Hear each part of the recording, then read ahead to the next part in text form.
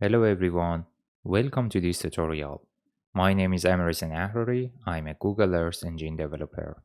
In this tutorial, I'm going to show you how to do shoreline detection using Earth observation satellite data. At the end of this tutorial, you will be able to calculate the NDWI, separate the water and non-water pixels, and also you can detect the shoreline using machine learning techniques easily without any challenge. If you want to know how to do this procedure from scratch, let's follow this tutorial. First of all, we need a notebook in the Colab environment. So, in the first step, I need to install the essential libraries. Let's start with the XEE library. If you search about the XEE library, you will find a GitHub address. There you can find a full detail about the XEE library. You can find the most recent update about XEE library here.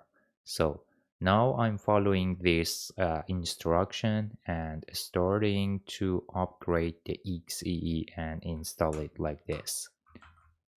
So in the Colab environment, first of all, I need to install XEE library, the upgraded version. Upgrade XEE. So, and another library is GEE map.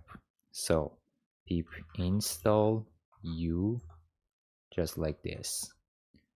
GEE map, just like this. In the code example also, I can show you how it works. So this is a format that we should install XE and GE map. So, but I need to put the underline like this. Yes, now it's better. Let's run the cell. In the first step, we need to install the essential libraries that are necessary to deal with in the Earth Engine platform. If you faced with any challenge or problem in this tutorial, you can find the code example below this video on my YouTube channel. So let's clear the output. Now the library is installed successfully. In the next step, I need to import EE library. The EE library is the main library allowing us to make a connection between Earth Engine and Colab environment. So I'm gonna connect to the Earth Engine through the EE by authentication and initialize your account information, just like this. The project account ID, you can find it in the code editor environment. Go to the code editor environment, this address, upper right, you can find your account information. Go to project info and you will find your cloud project ID. For example, my cloud project ID is like this, and you can find yours through this address. Another argument is the OPT URL. Go to the XEE page. As I mentioned, if you search about the XEE, you can find the GitHub page. And in the instruction, scroll down here and OPT URL address is available here. Just copy and paste into your code. It's very easy. Let's run. So now Colab asking you permission to get access to your Earth Engine account. Click on allow and select your account, then continue and continue. Just like that. As you can see, now we are connected to the Earth Engine. From now on, you can use Earth Engine functions, data catalog, and tools without any challenge, but under Python standard, not JavaScript. So, in the first step, after connection, I need to select the region of interest. So, let's import the GEE library. Import GEE map. and make a new variable map. So from GEE map, call the map function with a base map, or no, let it do without a base map. You can use the default base map here. Now I'm making a user interface with the drawing tools available here that allow me to select the region of interest without any challenge. So this tutorial is about the shoreline detection. You can apply this tutorial for all of the shorelines in all around the world. I'm originally Iranian and I prefer to select a region in my own country. North of Iran, where the Caspian Sea is located here. Now I'm gonna select the part of the shoreline using a drawing tools available here. So here you can see the Caspian Sea and drawing tools, draw a rectangle. The rectangle selected. Now I'm selecting part of the actually land and water together to cover the shoreline from west to east, just like this. So now I need to have the location, the selected area as a variable ROI. So from the map, select the draw last feature, convert it into a geometry, and let's run. So as you can see, now we have an ROI including a polygon with actually vertices explaining the coordinate of the rectangle. So now it's very good because we can use the ROI to filter my data based on the region of interest. So in the next step, I want to call, for example, Sentinel-2 images or Landsat. You can use this tutorial for Landsat and Sentinel-2. There is no difference. I will show you how to do this procedure for both of these data sets. So first of all, we need to find the Landsat images, the Landsat collection 2 level 2. When you want to find a data set in the Google Earth engine, it's really easy. Just open the browser and type the dataset name in the Google Earth engine. For example, I'm typing Google Earth engine Landsat 9 images, the most recent mission here. Landsat 9 collection 2 level 2 dataset is available, and as you can see here, the Earth engine ID is available here. So I can call the Landsat 9 sets to make a tuple and paste the collection ID. So define a filter date first. I need to call all images for 2024 because I need to see the shoreline for the year 2024, because the shoreline dynamically change and sometimes actually fluctuating. For example, some of the years after a year's its location may change a little bit. So that's why you need to select a particular year for the shoreline analysis. So for example, the 2024 I selected for this tutorial to 2025, but 25 not included. Then remember to filter the data based on region of interest. I need to call those satellite images belongs to my region of interest. So, and let's print and see how many Landsat 9 images available for this period of time. 87 elements available. Maybe our region actually covering by multiple frame. That's why we have large number of images for 1 year. So Landsat 9 images, drop down the menu. For every date we have 19 bands and also a couple of properties. The property is a metadata including some detailed information about the data scene. As you can see here, there is a property called the cloud cover. There we can filter our data based on amount of the cloud cover. Remember that I need to have a cloud-free image for 2024 representing the shoreline for this year. So easily I can filter my data uh, based on the cloud cover less than, for example, 10%. It's based on the percent value. So now define a new filter. Let me do this. Just a moment. Dot filter again. Earth engine dot filter dot lt. This is the less than filter. So I need those images in which the cloud cover is less than, for example, the 10%. If you run again, only 26 elements left. So here 26 image in which the cloud cover is less than 10%. If you drop down here and you can see the cloud cover, for example, in this image is almost 0.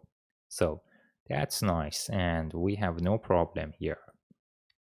So as you can see, the dataset is now a clear dataset, now is ready, and it's a cloud-free images, and I need to calculate the NDWI in the Landsat 9 image. So make a new function DEF. A function starts with the DEF. So the function name is, for example, OLI NDWI. The OLI is the sensor name in the Landsat 9. Each input in the function called as a IMG. So, and I know I want to select the multispectral bands first. IMG.select. In each date, we have 19 bands. The multispectral bands is starting with SR. So that's why I need to select the multispectral bands starting with SR. The rest, it doesn't matter. Multiply to the scale factor or multiply to the gain and add to the offset. If you go to the data description here, you can find a scale value or the gain value that should be multiplied to the bands, and we have an offset value that should be added to this equation. So by this form of equation, you can get the surface reflectance values for multispectral bands. So now I need to calculate the index. The target index is NDWI, Normalized Difference Water Index. The NDWI is an index allows us to separate the water and non-water pixels, specifically designed for water body detection. Get the multispectral bands and calculate the normalized difference between surface reflectance band 3 between green and near infrared SRP5 and rename it as NDWI just like that. The function returns the NDWI as a final result. So this is a raw function not working now. We need to apply it on Landsat 9 images. We need a loop structure. Map is a kind of the loop, and then apply OLI NDWI. If you run the code again, you have again 26 elements, but this time only one band available here, that is NDWI. So as I need only one single image representing the situation of a study area in 2024, I can calculate the median or the average of this period of time based on cloud-free images. Let's run, and Landsat 9 image is available. So now I want to show you in the next step how to convert this image Landsat 9 from a Google Earth engine to Python local environment, or how we can bring it out from the Earth engine and open it up into the Python environment. So let's import Xarray library, Xarray as XR imported.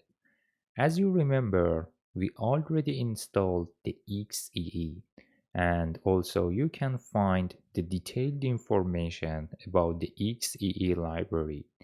As you can see here, now I want to convert a Google Earth Engine image format into Xarray format.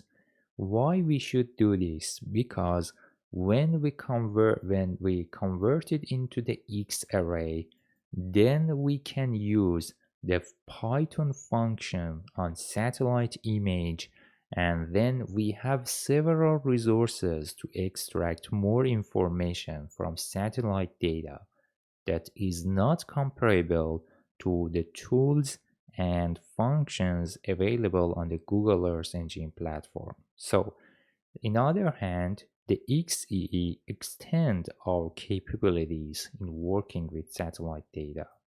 So now I have, for example, a new data set for Landsat image from Xarray called the open data set. The image is Landsat 9. I want to convert based on EE engine.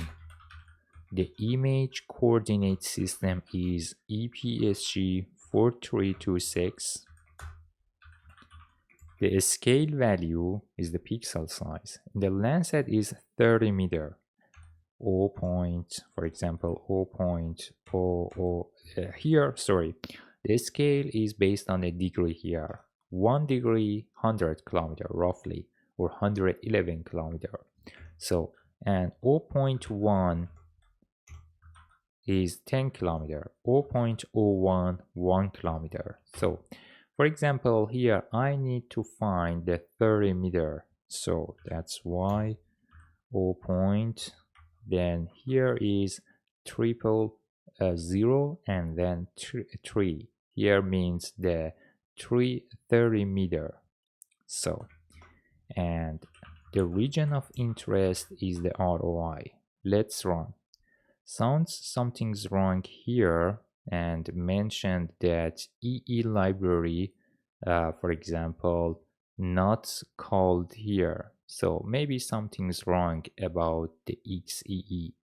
So when you face with this kind of problem, the easiest solution is let's import the XEE library. So sounds it's not installed before. We can try to install, maybe something was wrong in the install process. We can look into this first, upgrade XEE. Actually it sounds good and no problem, but if you want to avoid any challenge, you can do the install process using the same code suggested in the instruction page. So now back to the code and paste the instruction. Remember to add the sign and let's run. Now as you can see, the XE installing without any challenge. Okay, I hope the problem is solved. Let's run a code. No, again the code problem exists. Retry with import the XEE. Let's run it again. Okay, we can make another variable. Let's copy whole of the code and paste it into a new cell. For example, change the name into a DS and let's run. Okay, so again, let me to make a little change in the code. So to to solve this problem, first we need to disconnect and delete the runtime. Sometimes we may face with some sort of challenges, and here is a good opportunity to show you how we can actually solve these issues. Okay, we already actually get install code from the instruction. Let's copy and paste it into the first line of the code. So now click on reconnect to make a connection to Colab server again. So let's run the upgrade XEE in the first step. So you can see it's upgrading and there is no challenge.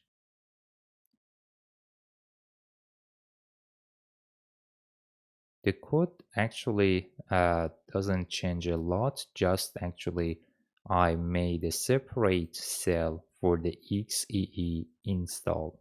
So then the GEE map also should be installed. Let's run it again in a separate port.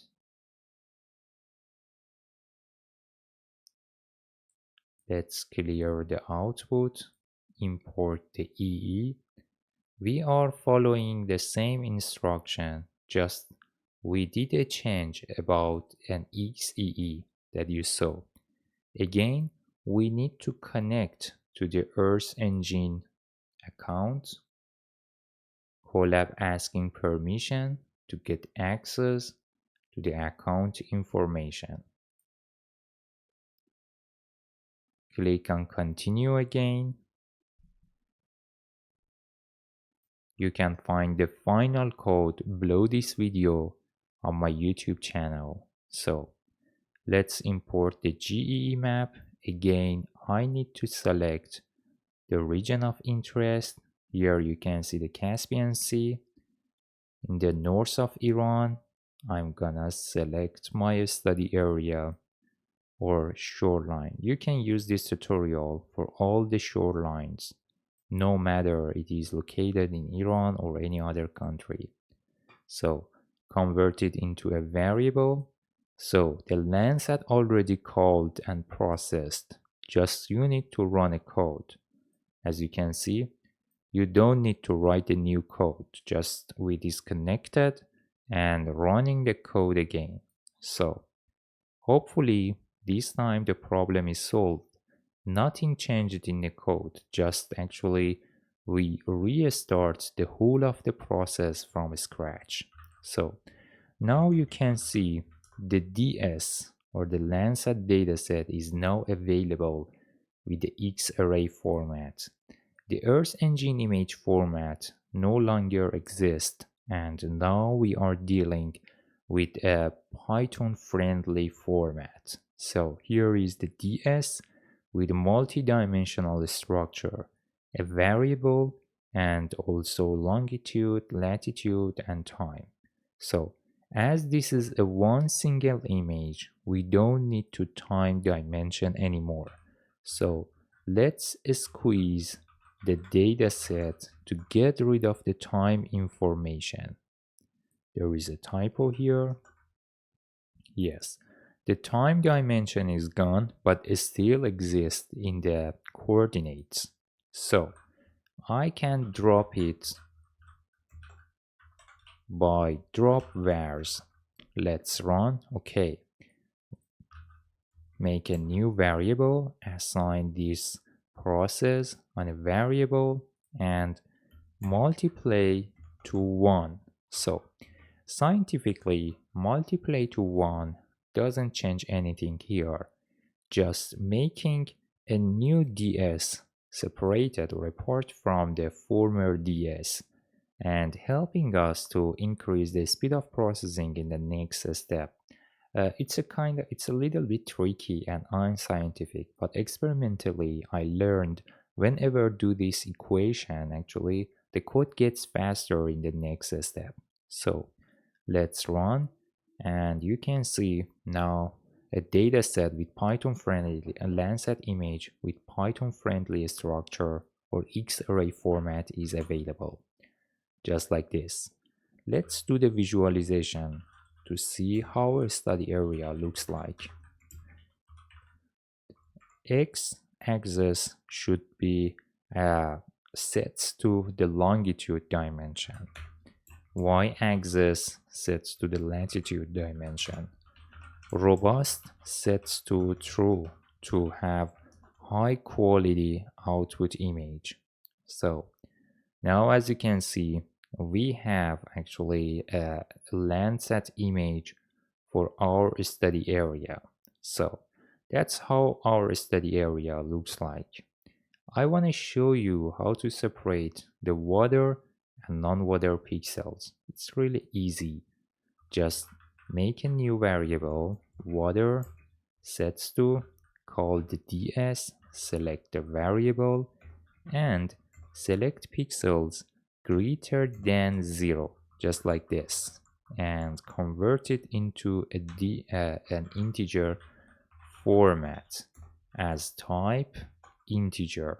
So now I need to show how water looks like. So it's a binary image including 0 and 1. So let's make a plot. The variable not existed anymore, just we have values. That's why the NDWI is gone. X sets to longitude, Y sets to latitude, and robust sets to true. Let's run. So as you can see, the water body actually highlighted here, but there is a problem. Some of the pixels or some of the actually areas not following the threshold, and that's make a problem in the computations. So one solution or I have one trick for this, and it is about the pre-processing steps. If you avoid multiply and add and use the integer structure for the calculation, that help us to have a smooth image specifically for the water body areas like the previous example. Let me show you how would happen if we skip the multispectral bands. So now I'm making a little change, and here instead of, for example, the surface reflectance values, just I'm actually importing the raw values with the integer format.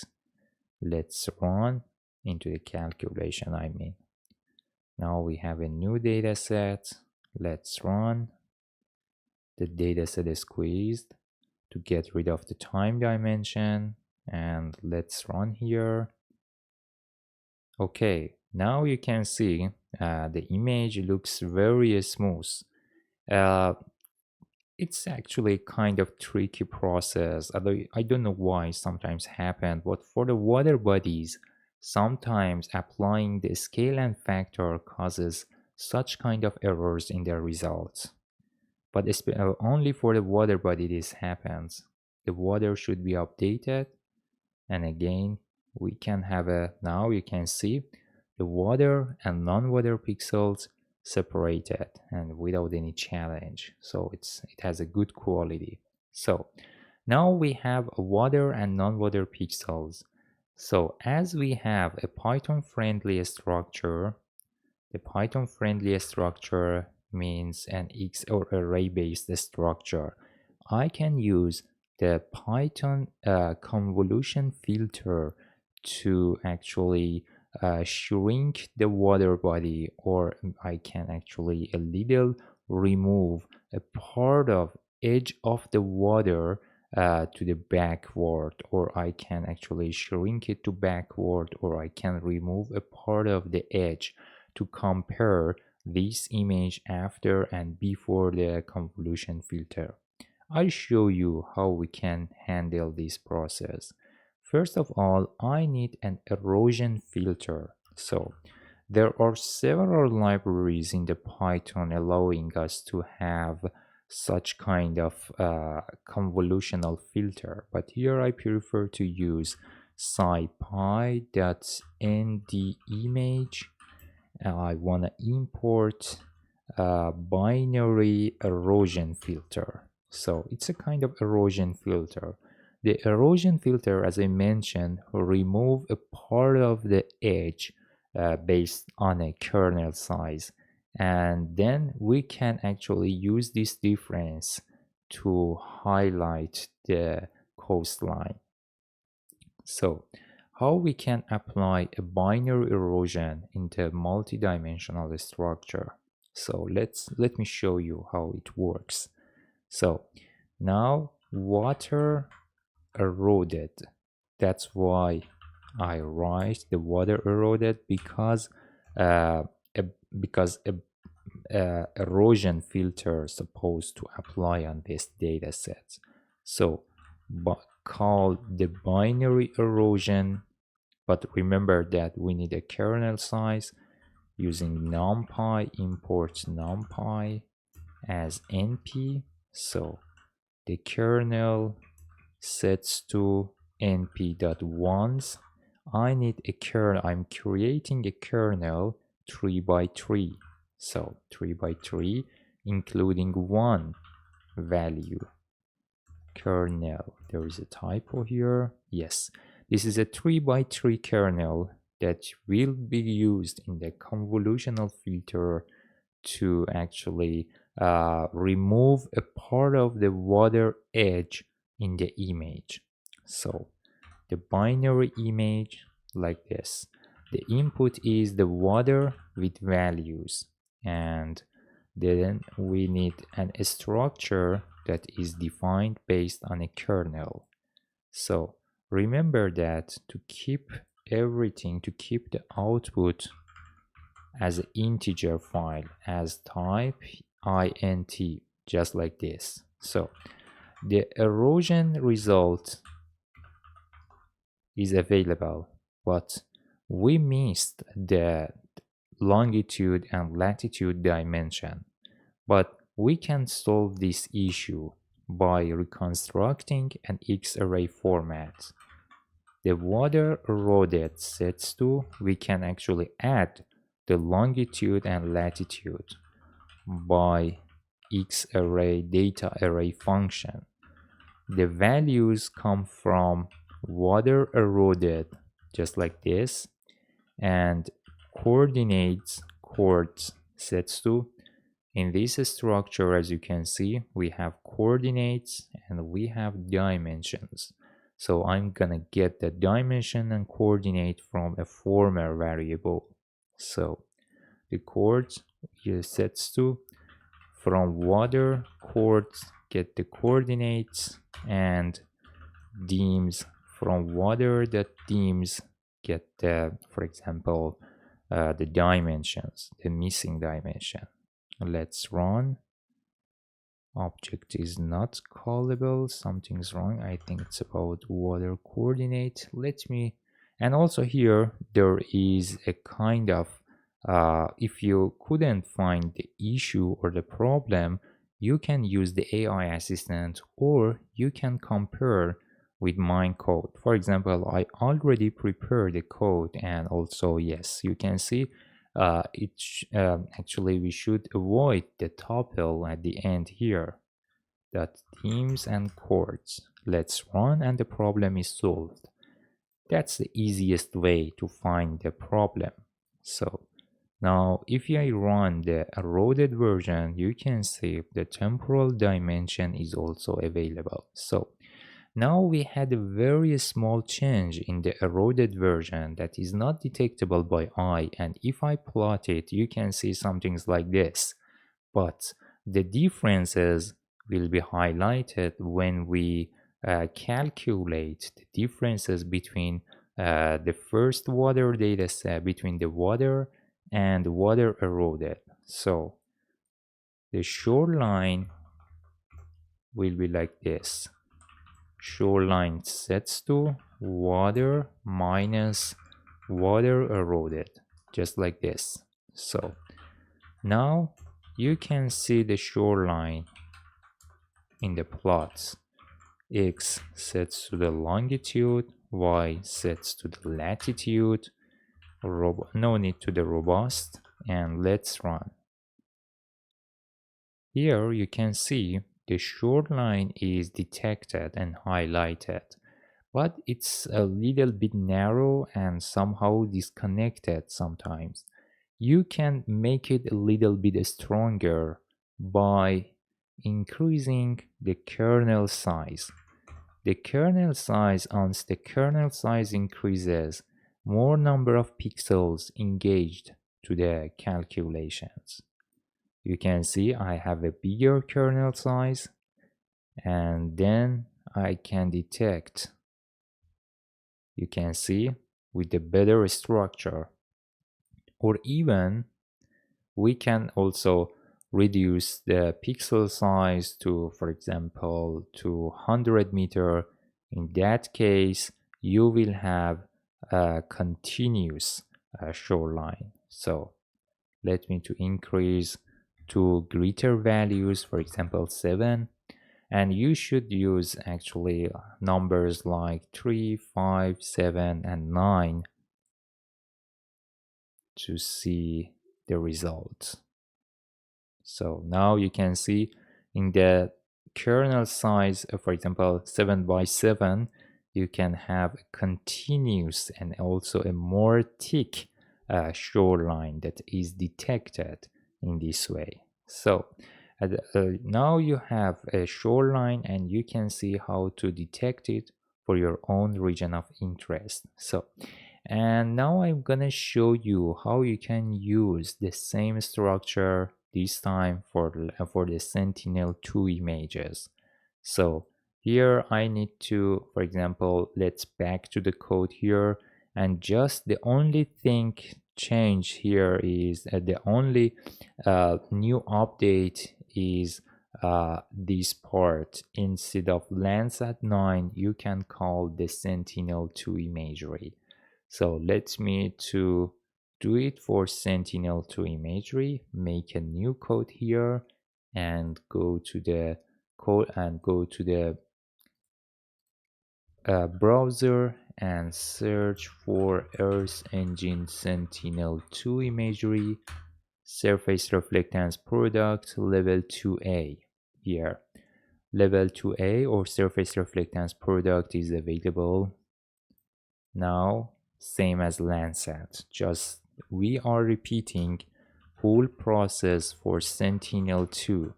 So here Sentinel-2 define the same filter date 2024, 2025, define a filter bounds based on a ROI. I'm coding in the Earth Engine again. So, and now I need to find cloud-free pixels in Sentinel-2, but there is a little bit difference between Sentinel-2 and Landsat 8 image. So we have 76 Sentinel-2 images. Go to the features, and here we have properties. Instead of cloudy pixel, in the Sentinel we have cloudy pixel percentage. So define a less than filter dot lt cloudy pixel percentage less than 10%. So only 60 elements left. So I need to calculate the NDWI based on the relationship between green and near infrared band, band 3 and band 8. Let's map, and we need a loop structure. Define a function by lambda. The input you consider it as img dot normalized difference between band number 3 green and band number 8 near infrared. Let's rename as NDWI. So let's run a code. Now we have 16 NDWI for Sentinel-2 images, just like this. Let's calculate the median to turn it into a single value. Okay, now I need to convert it into Python friendly structure, Sentinel-2DS. Sent2ds sets to XR open dataset. This exactly the same process actually repeating here. Sentinel-2 engine EE CRS EPSG 4326 and scale is 0. So here we need 10 meter, so 0.30 and 1, so that's 10 meter. The geometry sets to the ROI and let's run. We have higher resolution, more pixel size in the same area. That's why we may take a little bit longer for the processing. So again, Sentinel-2DS, we need to squeeze time and drop time dimension just like this. Remember to apply the 1. So the Sentinel-2DS, let's run. As I mentioned, it may take a little bit longer for the processing. That's why, because we have larger number of pixels because of smaller pixels, higher spatial resolution. That's why we may actually should be a little bit patient for higher resolution data sets, because in such studies the accuracy or the amount of the spatial detail might be very important for the users. So now you can see the Sentinel-2 dataset is now available. Let's check the dataset. Let's visualize the NDWI by plot. X dimension sets to longitude, Y dimension sets to latitude, robust sets to true. Let's run.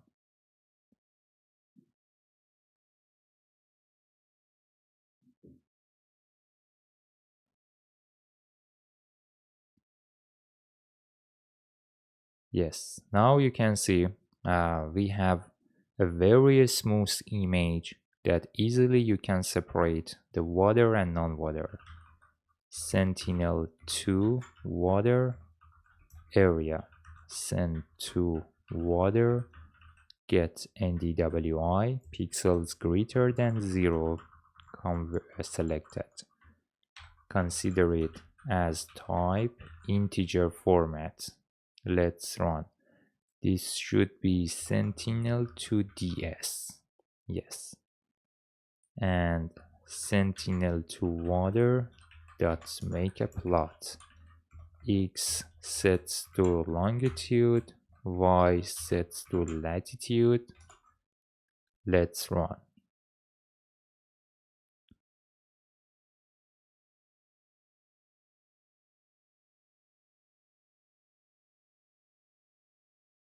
Now you can see that actually we have a binary image separating water and non-water pixels. So again, we need to apply the erosion filter. The same scenario. The only thing changed is about how to call the Sentinel-2. The rest of the processing is same. Okay, now the kernel is already defined. We have a kernel 7 by 7 and also the binary erosion already called. You can copy the same code here. Copy the whole of the code and paste it just like this. This time we have Sentinel-2 eroded. Change its name to Sentinel-2. Instead of water, we have send to water, just like this. Sentinel-2 water and Sentinel-2 eroded and send to water again dot chords dot times. So let's run. Okay, now we have eroded version for Sentinel-2. Let's calculate the shoreline for Sentinel-2. Sentinel-2 water minus eroded version. Sentinel-2 eroded, just like this. Let's plot the shoreline. Make a plot. X sets to longitude, Y sets to latitude. Let's plot like this.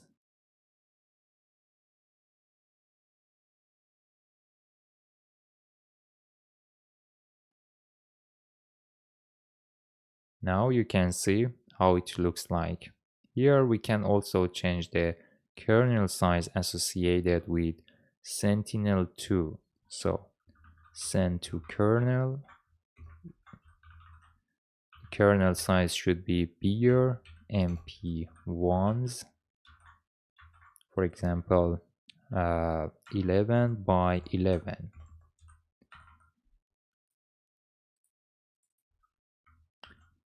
Higher spatial resolution needs a bigger kernel size. Let's run.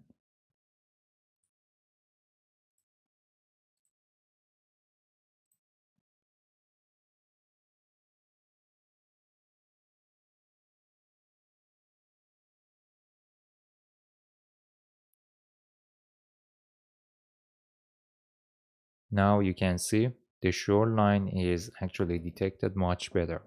If the thickness is not enough for you, you can even increase the kernel size to get a better result. I hope this tutorial was helpful for you, and if you faced with any challenge or problem, feel free to put your comments on my YouTube channel, and also please share this tutorial with other remote sensing fans in all around the world. Thank you for your attention.